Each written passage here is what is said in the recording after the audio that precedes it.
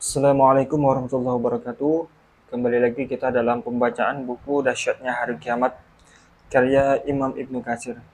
Kita melanjutkan di pembahasan banyaknya para pendusta Dajjal merupakan pendahuluan sebelum kemunculan Dajjal.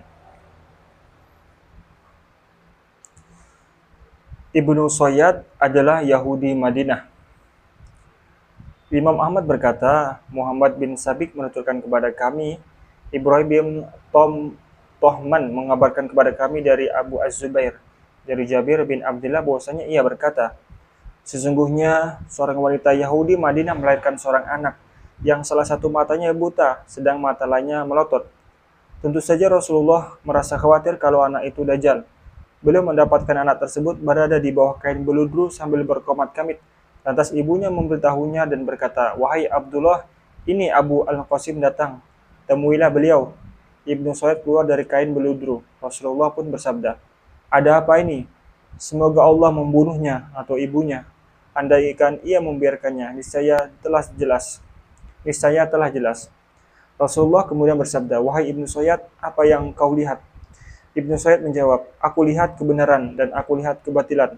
Aku juga melihat arasy yang memiliki seberkas cahaya di atas air. Rasulullah bersabda, apakah engkau bersaksi bahwa aku utusan Allah? Ibnu Sayyid berkata, apakah engkau bersaksi bahwa aku utusan Allah? Beliau bersabda, aku beriman kepada Allah dan Rasulnya. Ternyata anak itu kacau. Lantas Rasulullah bersabda, wahai Ibnu Sayyid, sesungguhnya aku telah menyembunyikan sesuatu darimu. Apa itu? Ibnu Sayyid menjawab, asap. Beliau bersabda, celakalah. Umar bin Khattab menjawab, izinkan aku untuk membunuhnya, wahai Rasulullah. Rasulullah bersabda, jika ia Dajjal, engkau bukanlah orangnya yang bisa membunuhnya. Sesungguhnya orang yang akan membunuhnya adalah Isa bin Maryam. Jika ia bukan Dajjal, engkau tidak boleh membunuh seseorang yang memiliki perjanjian. Maksudnya Jabir, Rasulullah SAW masih saja khawatir jika Ibnu Sayyid itu Dajjal, hadis riwayat Ahmad. Konteks ini sangat gharib sekali. Imam Ahmad berkata, Yunus bercerita kepada kami, Al-Mutawir menuturkan kepada kami dari ayahnya, dari Sulaiman Al-Amash, dari Syaqiq bin Salamah, dari Abdullah bin Mas'ud, ia berkata, saat kami bersama Rasulullah SAW, tiba-tiba kami melewati anak-anak yang sedang bermain.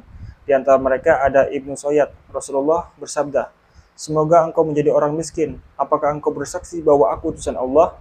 Ibnu Sayyid berkata, apakah engkau bersaksi bahwa aku utusan Allah? Umar bin Khattab berkomentar, biarkan aku memenggal lehernya. Rasulullah SAW bersabda, jika ia orang yang kita khawatirkan, niscaya engkau tidak akan bisa membunuhnya.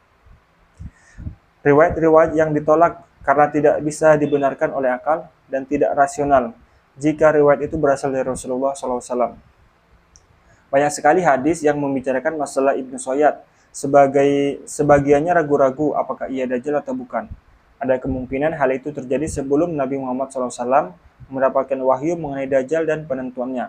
Mengenai hal ini sudah dijelaskan di muka dalam hadis Tamim Ad-Dari, dan ini menjadi pemisah dalam kedudukan ini. Kita akan paparkan berbagai hadis yang menunjukkan bahwa Dajjal bukan Ibnu Sayyid. Hanya Allah yang Maha Tahu dan Maha Bijaksana. Al-Bukhari berkata, Yahya bin Bukair menceritakan kepada kami, Al-Laits menuturkan kepada kami dari Uqail, dari Ibnu Syihab, dari Salim, dari Abdullah bin Umar bahwa Rasulullah bersabda, saat aku melaksanakan tawaf di Ka'bah, tiba-tiba ada seorang laki berambut lebat, berkulit coklat, dan kepalanya mengucur atau mengalirkan air. Aku bertanya, siapa ini? Seseorang menjawab, Ibnu Maryam. Lantas aku melirik ke arahnya. Ternyata seorang lelaki besar, berkulit merah, rambutnya terbelah, dan matanya buta sebelah. Seakan-akan matanya seperti anggur yang mengapung. Orang-orang berkata, ini Dajjal. Orang yang mirip dengannya adalah Ibnu Qatan, seorang lelaki dari Khuza'ah, hadis riwayat Bukhari. Imam Ahmad berkata, Muhammad bin Sabik menuturkan kepada kami, Ibrahim bin Tohmah menceritakan kepada kami dari Abu Az-Zubair, dari Jabir bin Abdullah, ia berkata bahwasanya Rasulullah bersabda, Dajjal keluar ketika urusan agama dianggap enteng, ilmu ditinggalkan, dan ia berkeliling di bumi selama 40 malam. Satu hari laksana setahun, satu hari laksana sebulan, satu hari laksana hari Jumat. Selanjutnya, seluruh hari mereka seperti hari-hari kalian ini. Dajjal juga memiliki keledai yang ditungganginya. lebar antara dua telinganya 40 lengan. Ia berkata kepada manusia, "Aku Tuhan kalian." Sementara itu matanya buta sebelah, sedangkan Tuhan kalian tidak buta mata sebelahnya. Tertulis di antara kedua matanya ada tulisan kafir dengan abjad yang dapat dibaca oleh seorang mukmin yang bisa membaca dan yang tidak bisa membaca. Ia mendatangi setiap tempat kecuali Mekah dan Madinah. Kedua kota itu diharamkan oleh Allah darinya, dan para malaikat berdiri di setiap pintunya. Ia juga membawa gunung roti. Orang-orang berada dalam kepayahan, kecuali orang yang mengikutinya. Ia memiliki dua sungai. Aku orang yang paling mengetahui keduanya daripadanya. Satu sungai yang disebutnya surga, dan sungai yang lain disebutnya neraka. Siapa yang dimasukkan ke sungai yang disebut surga, maka itu adalah neraka. Siapa yang dimasukkan ke sungai yang disebut neraka, maka itu adalah surga. Setan-setan diutus bersamanya untuk berbicara kepada manusia. Ia membawa fitnah yang besar. Ia memerintahkan langit sehingga menurunkan hujan, sebagaimana dalam pandangan manusia. Ia juga membunuh satu jiwa, lalu menghidupkannya kembali, sebagaimana dalam pandangan manusia. Ia berkata kepada manusia, "Bukankah yang melakukan seperti ini adalah Tuhan?" Rasulullah bersabda, selanjutnya orang-orang berjalan ke gunung Ad-Dukhan di Syam. Dajjal mendatangi mereka dan mengepungnya, lalu memperketat pengepungannya sehingga orang-orang merasa kepayahan. Selanjutnya turunlah Isa bin Maryam, lalu menyeru pada waktu sahur. Ia berkata, "Wahai manusia, apa yang menghalangi kalian untuk melawan pendusta dan jahat ini?" Orang-orang menjawab, "Orang ini telah datang." Mereka pun mendatangi dan bertemu dengan Isa bin Maryam. Selanjutnya, sholat didirikan sehingga dikatakan kepadanya, "Wahai Ruhullah, majulah." Isa bin Maryam berkata, "Hendaknya imam kalian maju dan mengimami sholat kalian." Setelah mereka melaksanakan sholat, mereka pun keluar menemui Dajjal. Rasulullah bersabda, saat Dajjal pendusta melihat Isa bin Maryam, ia pun meleleh, seperti garam yang mencair di air. Lantas Isa bin Maryam berjalan ke arah Dajjal dan membunuhnya hingga pohon dan batu berteriak, "Wahai Ruhullah, ini orang Yahudi." Isa bin Maryam tidak meninggalkan satu orang pun pengikut Dajjal kecuali ia membunuhnya. Hadis ini diriwayatkan oleh Imam Ahmad sendirian.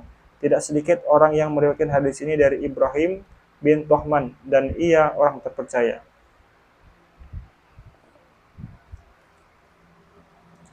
Hadis An-Nuwas bin Sam'an Al-Kilabi dalam maknanya dan lebih luas darinya. Muslim berkata, Abu Khaisamah Zuhair bin Harb menuturkan kepada kami, Al-Walid bin Muslim mengabarkan kepada kami, Ibnu Jubair menceritakan kepada kami dari ayahnya, Ibnu Nafir Al-Habrami, bahwasanya ia mendengar An-Nuwas bin Sam'an Al-Kiladi. Muhammad bin Mahron Ar-Razi menuturkan kepadaku dengan lafal miliknya. Al-Walid bin Muslim mengabarkan kepada kami, Abdurrahman bin Yazid bin Jabir At-Ta'i menceritakan kepada kami dari Yahya bin Jabir At-Ta'i, dari Abdurrahman bin Jubair bin Nafir dari ayahnya. Jubair bin Nafir dari An-Nuwas bin Sam'an, ia berkata, suatu pagi Rasulullah menyebutkan perihal Dajjal. Beliau menurunkan dan mengangkat suaranya saat menjelaskannya, sehingga kami mengira bahwa Dajjal itu ada di perkebunan kurma. Saat kami berangkat ke tempat itu, beliau pun mengetahui hal tersebut. Beliau bersabda, "Ada apa dengan kalian?" Kami jawab, "Wahai Rasulullah, pagi hari engkau menuturkan perihal Dajjal, lalu engkau menurunkan dan mengangkat suara dengan menjelaskannya, sehingga kami menduga bahwa Dajjal ada di perkebunan kurma." Beliau bersabda, "Bukan Dajjal yang khawatirkan dari kalian. Jika Dajjal keluar sedang aku berada di tengah-tengah kalian, aku menjadi penahannya dari kalian. Namun, jika ia keluar sementara aku tidak berada di tengah-tengah kalian, setiap orang menjadi penghalang dirinya darinya, dan Allah adalah pelindung setiap orang muslim." Dajjal itu seorang pemuda keriting, matanya seolah melotot, dan aku menyerupakannya dengan Abdul Uzza bin Qatan. Siapa di antara kalian menemukannya, hendaknya ia membaca ayat-ayat pertama surat Al-Kahfi. Sesungguhnya ia keluar di sebuah jalan antara Syam dan Irak, lalu ia berbuat onar di kanan dan berbuat keributan di kiri. Wahai hamba Allah, tetaplah di tempat, kuatkan diri kalian. Kami berkata, wahai Rasulullah, berapa lama Dajjal menetap di bumi? Beliau menjawab, 40 hari. Satu hari laksana setahun, satu hari laksana sebulan, satu hari laksana satu Jumat, dan hari-hari lainnya seperti hari-hari kalian. Kami berkata, Wahai Rasulullah, apakah pada hari yang seperti setahun itu cukup untuk kami melaksanakan sholat? Beliau menjawab, tidak. Taksirlah ukurannya. Kami bertanya, wahai Rasulullah, bagaimana kecepatannya di bumi? Beliau menjawab, laksana hujan yang digiring angin. Dajjal mendatangi satu kaum lalu menyuruh mereka sehingga beriman kepadanya dan merespon seruannya. Lantas ia menyuruh langit sehingga menurunkan hujan, menyuruh bumi sehingga menumbuhkan tumbuhan, lalu lewatlah kepada mereka binatang ternak yang sangat tinggi. Tetaknya dipenuhi banyak susu dan pinggangnya lebar. Selanjutnya, Dajjal mendatangi satu kaum dan menyuruh mereka. Mereka menolak ucapannya dan ia pun berpaling dari mereka sehingga mereka didera kekeringan dan tidak ada sesuatu pun di tangan mereka. Dajjal melintasi reruntuhan lalu berkata kepadanya, keluarkanlah barang simpananmu. Harta terpendam itu mengikutinya laksana kumpulan lebah. Setelah itu, ia memanggil seorang pemuda belia, lalu memenggalnya dengan pedang sehingga terbelah menjadi dua dan melemparkannya. Setelah itu, ia memanggilnya. Ternyata orang itu datang dengan wajah berseri dan tertawa. Saat Dajjal datang melakukan hal seperti itu, Allah mengutus Isa bin Maryam. Ia turun di Menara Putih, bagian timur Damaskus, dengan mengenakan dua kain yang dicelup Ja'faron, sambil meletakkan dua telapak tangannya di sayap dua malaikat. Jika ia menundukkan kepalanya, tampak basah pada kepalanya, dan jika ia mengangkat kepalanya, jatuhlah butiran emas laksana mutiara. Setiap orang kafir yang mencium wangi Isa bin Maryam, pasti akan mati. Jiwanya berakhir sampai pada berakhirnya matanya. Lalu ia mencari Dajjal dan menemukannya berada di pintu Lut, lalu membunuhnya. Selanjutnya, Isa bin Maryam mendatangi satu kaum yang dijaga oleh Allah dari Dajjal lalu mengusap wajah mereka dan berbicara kepada mereka mengenai derajatnya di surga. Saat Isa bin Maryam melakukan hal itu, tiba-tiba Allah mewahyukan kepada Isa, aku telah mengeluarkan hamba-hambaku yang tidak ada seorang pun bisa membunuhnya. Karena itu, amankanlah hamba-hambaku ke Tur. Selanjutnya, Allah mengutus Ya'jud dan Ma'jud. Mereka mengalir dari segala arah. Kelompok depan mereka melintasi Danau Tibriyah, lalu meminum airnya. Kemudian orang yang terakhir dari mereka melintas berkata, dahulu di lintasan ini ada air. Nabiullah Isa dan para sahabatnya kemudian mengepungnya sehingga kepala sapi jantan. Nabiullah Isa dan para sahabatnya kemudian mengepungnya sehingga kepala sapi jantan bagi salah seorang dari mereka lebih baik dari 100 dinar bagi salah seorang dari kalian hari ini. Lantas Nabiullah Isa dan para sahabatnya bermunajat kepada Allah sehingga Allah mengutus kepada mereka ulat di leher mereka sehingga mereka menjadi mayat seperti kematian satu jiwa. Setelah itu Nabiullah Isa bersama para sahabatnya turun ke bumi, akan tetapi mereka tidak menemukan satu jengkal tanah pun kecuali dipenuhi bau anyir dan bau busuk mereka. Nabiullah Isa dan para sahabatnya berdoa kepada Allah sehingga dia mengirimkan burung seperti leher unta, lalu membawa orang-orang mati itu dan mencampakkannya di tempat yang dikehendaki Allah SWT. Setelah itu, Allah mengirim hujan yang tidak menimpa satu rumah, orang kota maupun orang desa, kecuali dijadikannya bumi itu seperti sedia kala. Selanjutnya, dikatakan kepada bumi, tumbuhkan buah-buahanmu dan keluarkan keberkahanmu. Saat itulah, sekelompok orang bisa merasa cukup dengan makan satu delima, bernaung dengan kulitnya, dan memberikan berkah pada susu, sehingga unta yang bunting cukup untuk beberapa kelompok orang. Susu seekor sapi bunting cukup untuk beberapa kelompok orang, dan susu seekor kambing bunting cukup untuk beberapa sekelompok orang. Saat mereka dalam kondisi demikian, Allah mengirimkan angin-angin sepoi, menepak ketiak-ketiak mereka, lalu mencabut nyawa setiap orang mukmin dan muslim. Selanjutnya, yang tersisa hanyalah orang-orang jahat, yang melakukan hubungan badan laksana keledai. Pada mereka itulah kiamat terjadi. Hadis riwayat Muslim. Ali bin Hajar Asadi menuturkan kepadaku dari Abdullah bin Abdurrahman bin Yazid bin Jabir dan Al-Walid bin Muslim bahwa Ibnu Hajar berkata, hadis salah seorang dari mereka masuk ke dalam hadis lainnya. Dari Abdurrahman bin Yazid bin Jabir dengan isnad seperti ini sebagaimana sudah kita paparkan. Ia menambahkan, dahulu di lintasan ini ada air. Selanjutnya mereka berjalan hingga berakhir di Gunung Al-Qamar, yaitu Gunung Baitul Maqdis. Mereka berkata, kami sudah membunuh semua yang ada di bumi, maka kami akan membunuh makhluk yang ada di langit. Lantas mereka melemparkan anak panahnya ke langit, kemudian Allah mengembalikan anak panah mereka dalam keadaan berlumuran darah. Hadis riwayat Muslim. Dalam riwayat Ibnu Hajar disebutkan, sesungguhnya aku telah menurunkan hamba-hambaku dan tidak ada seorang pun yang mampu membunuhnya. Selesai sudah hadis yang diriwayatkan Muslim secara sanad dan matan atau teks. Muslim meriwayatkan hadis ini sendirian tanpa Al-Bukhari. Imam Ahmad bin Hanbal meriwayatkan hadis ini dalam musnadnya dari Al-Walid bin Muslim dengan isnadnya seperti itu. Ia menambahkan dalam konteksnya setelah ucapan, selanjutnya Allah mencapakan mereka di tempat yang dikehendakinya. Ujar Ibnu Hajar. Ibnu Jabir berkata, Atha bin Yazid As-Saksaki menceritakan kepadaku dari Ka'ab atau lainnya. Ia berkata, lantas burung-burung itu mencampakkan mereka di Al-Mahil. Ibnu Hajar berkata, di manakah Al-Mahil? Atha bin Yazid As-Saksaki menjawab, di tempat terbitnya matahari. Abu Daud meriwayatkan hadis itu dari Sofwan bin Amru Al-Mu'azzin, dari Al-Walid bin Muslim dengan sebagiannya. At-Tirmizi meriwayatkan hadis ini dari Ali bin Hajar dan menuturkannya secara panjang lebar. Ia berkata, mengenai status hadis tersebut, gharib hasan sahih. Kami tidak mengenalnya kecuali dari hadis Ibnu Jabir. An-Nasa'i meriwayatkan hadis di atas adalah dalam Fadhail Al-Quran dari Ali bin Hajar secara ringkas.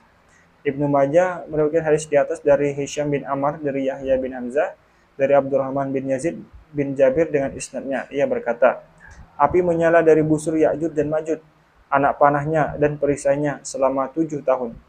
Sebelum itu, ia menyebutkannya secara lengkap dari Hisham bin Ammar, dan ia tidak menceritakan kisah di dalamnya dan tidak menyebutkan dalam isnadnya hadis dari Jabir At-Ta'i dari Abu Umamah Al-Bahili Sudah bin Ajlan pada makna hadis An-Nuwas bin Sam'an.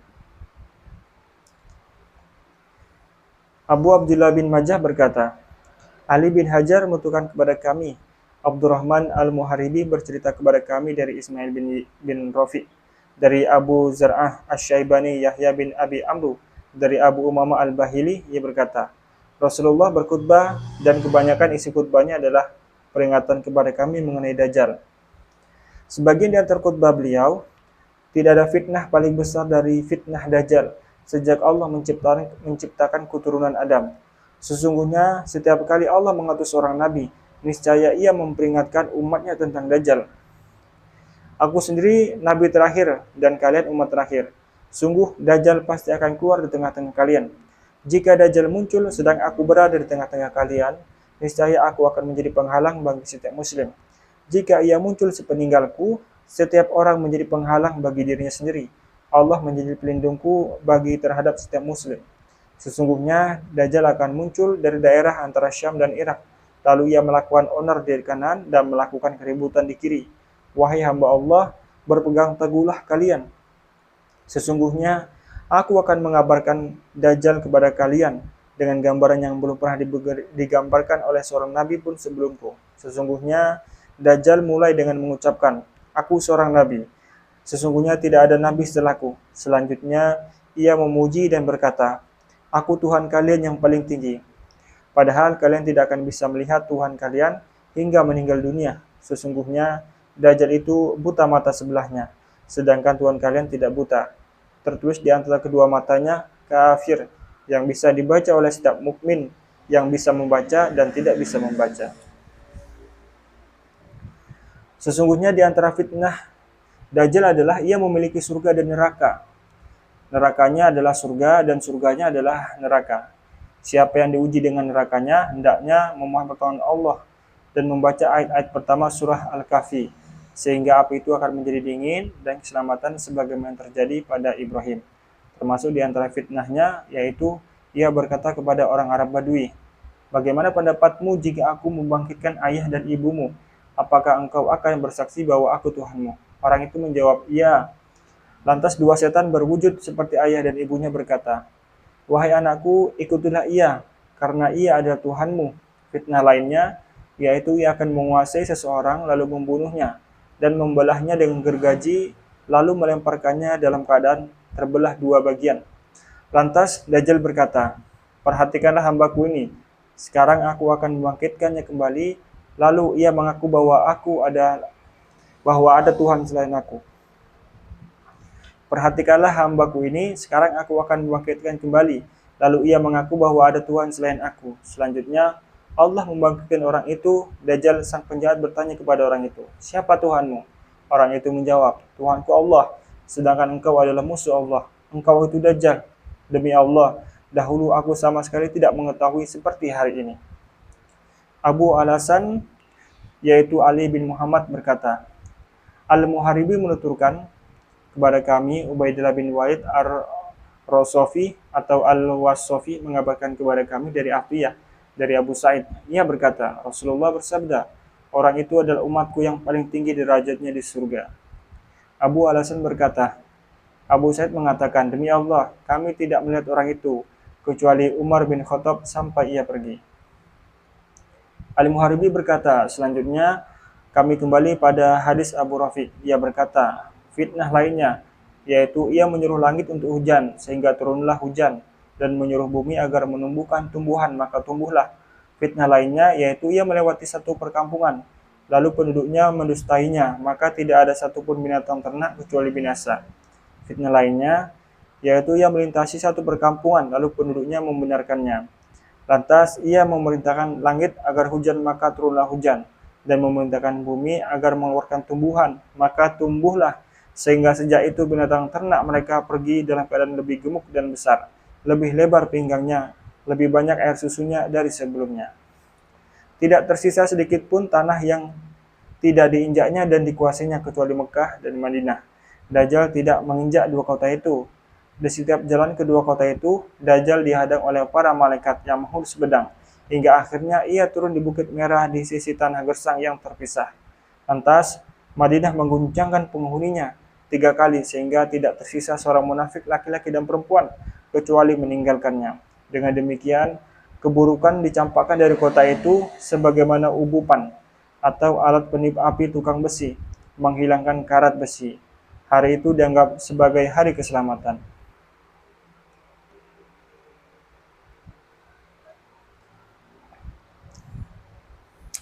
Ummu Syarik binti Abi Al-Askar berkata, wahai Rasulullah, di manakah orang Arab saat itu? Beliau menjawab, saat itu jumlah orang Arab sedikit. Mayoritas mereka berada di Baitul Maqdis. Imam mereka seorang lelaki soleh. Saat imam mereka maju untuk mengimami sholat subuh, tiba-tiba Isa bin Maryam turun pada waktu subuh. Maka imam pun berjalan mundur untuk mempersilakan Isa menjadi imam. Isa bin Maryam meletakkan tangannya di antara kedua pundaknya sambil berkata, majulah dan sholatlah. Sesungguhnya sholat itu ditegakkan untukmu. Lantas imam tersebut mengimami sholat mereka. Saat imam itu mau pergi, Isa bersabda, bukalah pintu. Pintu tersebut dibuka dan di belakangnya ada Dajjal bersama 1000 orang Yahudi. Semuanya memiliki pedang yang panjang dan terhunus. Ketika Dajjal melihat Isa bin Maryam, ia pun meleleh, sebagaimana melelehnya garam di dalam air. Lalu ia pergi ketakutan. Isa berkata, sesungguhnya aku harus memukulmu dan engkau tidak akan dapat mendahuliku dalam memukul. Isa bin Maryam menemukan Dajjal di pintu Al-Lut sebelah timur lalu membunuhnya. Lalu Allah menghancurkan orang-orang Yahudi. Tidak tersisa satupun makhluk yang diciptakan Allah yang menjadi tempat bersembunyi orang Yahudi, baik batu, pohon, dinding, dan binatang melata, kecuali Allah menjadikannya bisa berbicara. Kecuali pohon gorkot. Pasalnya pohon tersebut adalah pohon mereka yang tidak bisa berbicara kecuali ucapan, wahai hamba Allah yang muslim, ini orang Yahudi, kemarilah dan bunuhlah ia.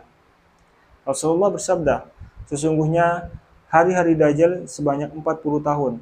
1 tahun laksana setengah tahun, 1 tahun laksana 1 bulan, dan 1 bulan laksana salah satu Jumat.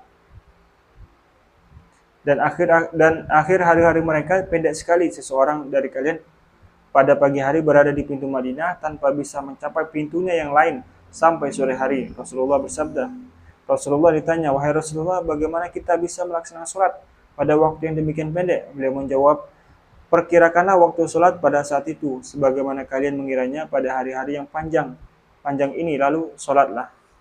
Rasulullah bersabda, Isa bin Maryam akan menjadi penguasa adil di tengah-tengah umatku, dan imam adil yang merobohkan salib, membunuh babi, dan menetapkan jizyah, membiarkan sedekah sehingga tidak berlaku pada domba dan unta, menghilangkan permusuhan dan kebencian, dan mencabut rambut bagian depan setiap yang dimilikinya, sehingga seorang anak laki-laki memasukkan tangannya ke dalam ular, tetapi tidak membahayakannya. Seorang anak perempuan mengusir singa, tetapi tidak membahayakan dirinya. Serigala masuk ke dalam kawanan domba, sehingga seolah-olah anjingnya. Bumi dipenuhi kedamaian seperti wadah dipenuhi air. Kalimah menjadi satu, sehingga tidak ada yang disembah selain Allah Subhanahu wa Ta'ala. Peperangan meletakkan geloranya. Orang Quraisy merebut kekuasaannya, dan bumi menjadi seperti galian emas. Bumi menumbuhkan tanamannya seperti masa Adam, sehingga sekelompok orang berkumpul untuk memetik anggur dan membuat mereka kenyang. Sekelompok orang berkumpul untuk memetik delima dan membuat mereka kenyang. Sapi jantan dihargai dengan harta sekian dan sekian, dan kuda dihargai dengan beberapa dirham. Rasulullah ditanya, "Wahai Rasulullah, mengapa kuda menjadi murah?" Beliau menjawab, "Kuda tidak lagi ditunggangi untuk berperang selama-lamanya." Beliau bertanya lagi, "Mengapa sapi jantan menjadi mahal?" Beliau menjawab, "Karena bumi seluruhnya dibajak. 3 tahun sebelum muncul Dajjal, terjadilah kekeringan yang membuat manusia didera kelaparan dahsyat. Pada tahun pertama, Allah memerintahkan agar menahan sepertiga hujannya dan memerintahkan bumi agar menahan sepertiga tanamannya. Pada tahun kedua, Allah memerintahkan langit agar menahan 2/3 hujannya dan memerintahkan bumi agar menahan 2/3 tanamannya. Selanjutnya pada tahun ketiga, Allah memerintahkan langit agar menahan seluruh hujan, sehingga tidak ada setetes pun yang turun, dan memerintahkan bumi agar menahan seluruh tanamannya, sehingga tidak ada tumbuhan hijau, dan tidak ada satupun binatang kecuali binasa selain yang dikehendaki Allah." Beliau ditanya, "Apa yang membuat manusia bisa hidup pada masa itu?" Beliau menjawab, "Tahlil, takbir, tasbih, dan tahmid. Hal itu berlaku bagi mereka seperti makanan." Beberapa keanehan riwayat asing yang disandarkan kepada Rasulullah SAW. Ibnu Majah berkata, "Aku mendengar Abu Al-Hasan At-Tonafasi mengatakan, aku pernah mendengar Abdurrahman Al-Muharibi berujar, hendaknya hadis ini diserahkan kepada seorang pendidik